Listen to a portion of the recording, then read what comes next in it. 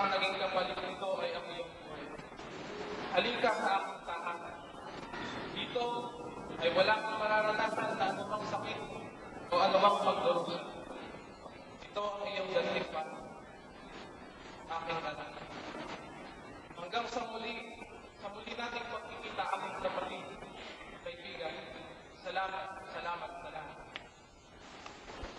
Ay damang-dama ang kalungkutan ng pag-isa ng ating kapatid, aming kaklase, aming kaibigan, aming sabihin na natin kabarkad, si Police Cadet First Class Regan Morato Martina, sa kanyang pamilya at mga kamag-anak.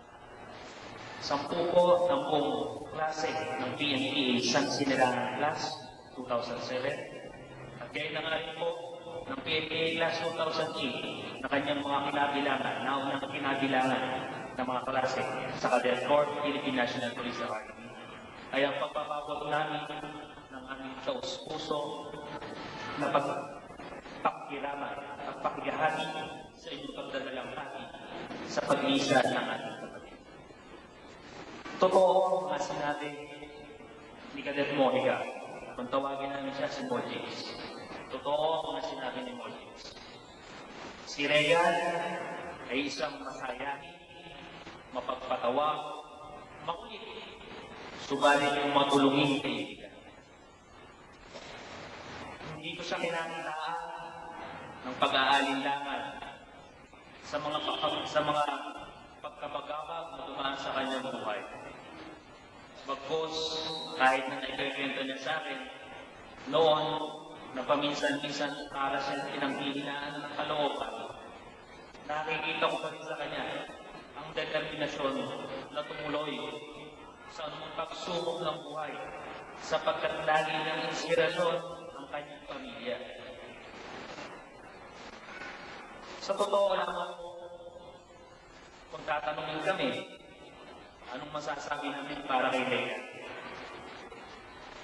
Siya ay isang dakila at matulungin kaibigan.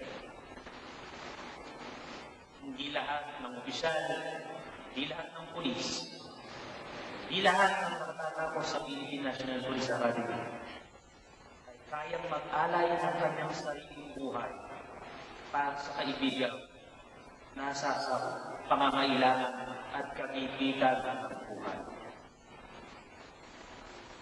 Hindi man po siya ganap na nakatapos sa PNPA sa takdang panahon sa darating na Marso sa 2009. Maluwalhati po para sa akin ang kanyang pagtatapos noong August 16, 2008 sa kanyang buhay. Higit pa sa diploma ng PNPA ang natamo niya sapagkat hindi Pangulong Gloria makapag-alala ito bagkos ang Panginoon sapagkat pinatunayan niya na tinupad niya ang bilin ng ating Panginoon na ang tunay na pag-ibig ay ang pag-aalay ng buhay para sa isang kaibigan. Sa ganun yun, sa puntong yun, pinatunayan ni Cadet First Class Regan Martina ang kanyang kadakilaan at ang kanyang pagsunod sa utos ng Diyos. Muli po, 10 ng mga kabilang sa PNPA Class 2007 at Class 2008, gayon din po sa mga pinakamalalaki ng mga dating kadete ng Philippine National Police Academy. Sahanin namin mga taga-silang na Cadet First Class Gasi or Police Inspector Gasi, Police Inspector Bayon. Cadet First Class Regan Martina. Sa unang oras pa lang po na nalabalitaan ko na nangyari din sa kay Regan.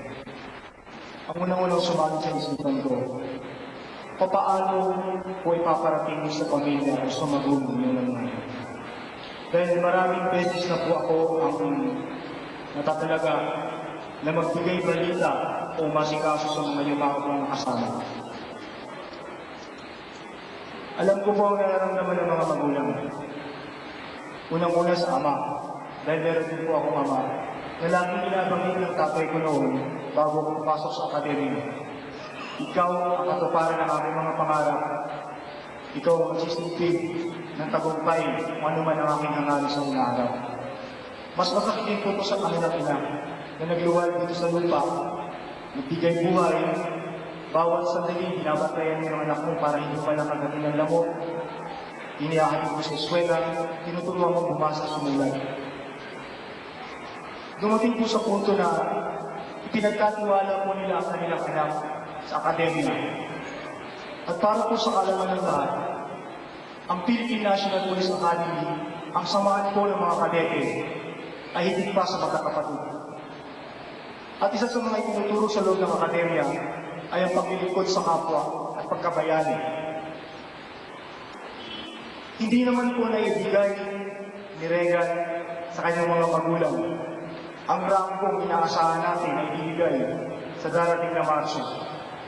Ngunit ang karangalang binigay niya sa kanyang mga nagawa sa pagligtas ng buhay ng kanyang kababatang kapatid sa loob ng akademya, si Cadet Fortas Alvarez, ay hindi po namin kayang pantayan habang kami nabubuhay. Sa serbisyo po na aming pinasok sa Philippine National Police, nalalaman po ng kalahatan ng mga tao na nilito na ang aming puhunan ay buhay. Handa po dapat namin ibigay ang buhay para sa iba, para po sa kapakanan ng iba. Hindi pa ganap na nakatapos si Regan, pero pinatunayan na siya karapat-dapat at tawaging public servant ng bayan ito. Isang bayani na hindi ko po kaya pantayan kahit naabot ko na po ang araw ito kung ako may mag-general pagdating ng araw. Ang tangi lang po namin mahihiling sa pamilya.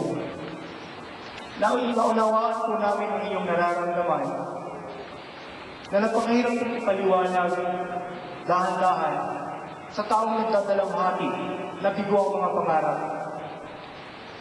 Ngunit kahit di po namin iparating sa inyo, sa araw dito hanggang sa makasaluyang ito, patuloy na po nagdadalamhati ang Cadet Corps, ang Philippine National Police Academy, sa po ng mga opisyal doon. Nais ko pong iparating sa inyo, noong taong 2003, Cadet pa lang po ako noon. Kami po ang tumanggap kay Cadet Regan Marquina. Kami po ang kauna-unahang mga nagturo sa kanila mula sa pagmarcha, pagsuot ng uniforme, at pagbuhat ng rifle hanggang sa pagparada. Hindi man niya matagpumpayan ang taong 2007, 2008 at 2009 dahil alam natin na may balak ang Panginoon para sa kanya upang sagipin ang buhay ni Cadet Fortas J.S. Alvarez. Nais ko iparinig kay Regan na po narinig mo ngayon sa mga kasambuyan ito. Hindi ho kami mga perfectong opisyal na nagbabantay sa loob ng akademya. Marami rin kami pagkukulang. Kung nanaisip ko lang po ng mga oras na yun, naubusin ko ang buong araw ko na katabi ko lang sana, huwag lang maganap ang nangyari. Gagawin ko po yun. Ngunit hindi po natin nalalaman kung ano ang itinatadhana para sa atin. Lahat po tayo darating sa mga ganitong hantungan.